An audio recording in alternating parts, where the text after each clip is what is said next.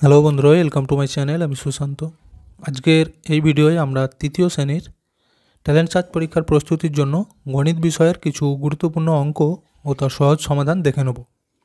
আর এর আগের ভিডিওগুলি তোমরা যারা এখনও দেখোনি অবশ্যই প্লেলিস্টে গিয়ে পরপর সেগুলিকে দেখে নিও। এবং এছাড়াও তোমাদের উইংস ও বাটারফ্লাই বইয়ের সমস্ত ভিডিওই দেওয়া রয়েছে, সেগুলিও চাইলে দেখে নিও। দেখো, প্রথমের অঙ্ক, একক, দশক ও শতকের অঙ্ক যথাক্রমে ক, শূন্য, খ হলে সংখ্যাটি কত হবে? এখানে চারটে অপশান দেওয়া রয়েছে, কোনটি ঠিক? তাহলে কিভাবে অঙ্কটি সমাধান করবে? দেখো, আমাদের এখানে কিন্তু বলে দিয়েছিল এককে ক, শতকে শূন্য, আর এই দশকে শূন্য, শতকে খ। সে অনুযায়ী আমরা বসিয়েছি একক, দশক, শতক। এবার দেখো, এককে কত দিয়ে গুণ করতে হয়? 1 দিয়ে, তাহলে এইটাই থাকবে। দশকে 10 দিয়ে গুণ করলে, শূন্যকে 10 দিয়ে গুণ করলে এটাই থাকছে। শতক মানে কত? 100 দিয়ে গুণ, তাহলে 100 গুণিত খ।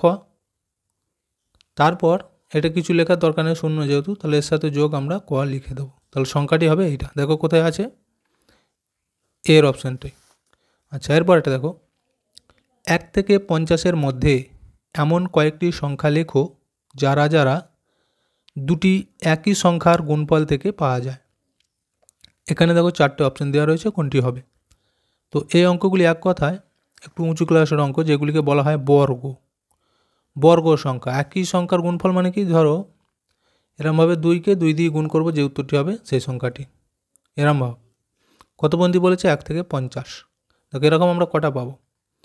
1কে 1 দিয়ে গুণ করতে পারি, 1 হবে। আচ্ছা, 2-এর সাথে 2 গুণ করতে পারি, কত হবে? 4। 3-এর সাথে 3 গুণ করব, কত হবে? 9। আবার দেখো 4-এর সাথে 4 গুণ করব, 16। 5-এর সাথে 5 গুণ করলে হবে 25। 6-এর সাথে 6 গুণ করব, 6 6 36। 7-এর সাথে 7, 7 7 49। এবার দেখো 8-এর সাথে 8 যদি গুণ করি, কত হবে? 8 8 64। এটা কিন্তু আর হবে না, কারণ আমাদের 50-এর মধ্যে বলেছে।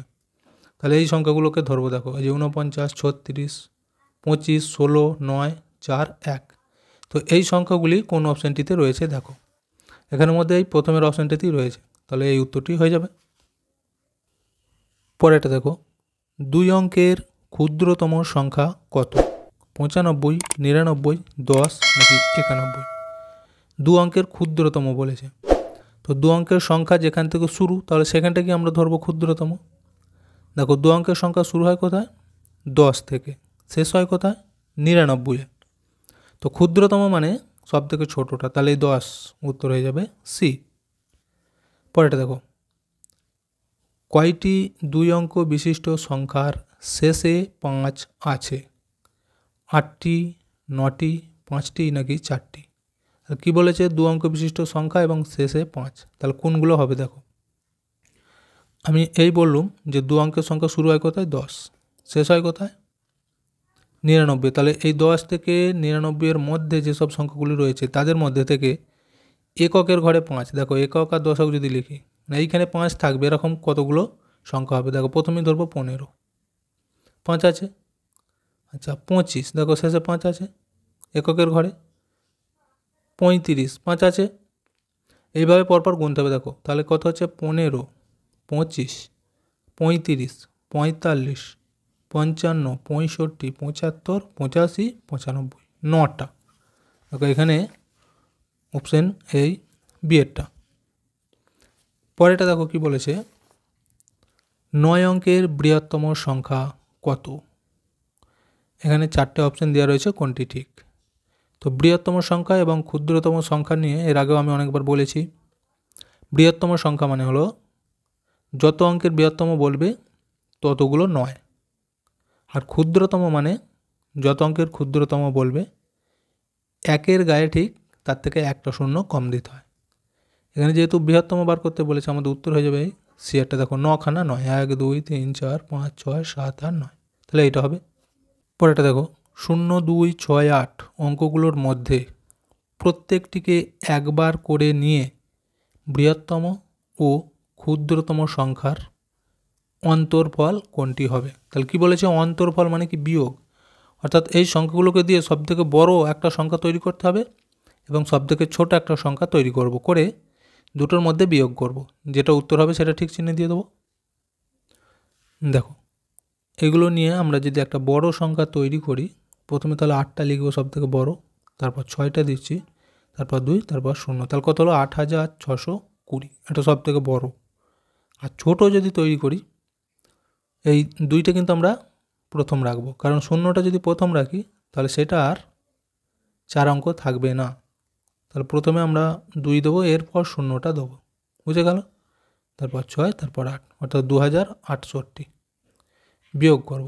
কত হচ্ছে দেখো, 8 থেকে 10, 2 গিঁটে, হাতে 1 থাকবে, 6 রাখে 7, 7 থেকে 12 কোথায় হবে, 5 গিঁটে, আবারও হাতে 1 থাকবে, 1 থেকে 6, 5 গিঁটে, আর এখানে 2 থেকে 8, 6 গিঁটে, তাহলে কত হলো দেখো 6552। কোথায় আছে দেখো, এই অপশানটি, সিয়েরটা। আচ্ছা, এরপরে দেখো যোগের কোন প্রক্রিয়া গুণ, বিস্তৃত, সংক্ষিপ্ত, ভাগ নাকি কোনোটিই নয়?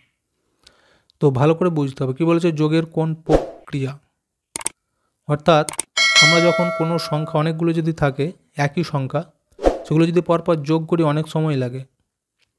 একই সংখ্যাকে আমরা যদি গুণ করে দিই তাড়াতাড়ি উত্তর বের হয়। তাহলে এখানে আমরা লিখব যে যোগের সংক্ষিপ্ত প্রক্রিয়া হচ্ছে গুণ, এই উত্তরটি হবে।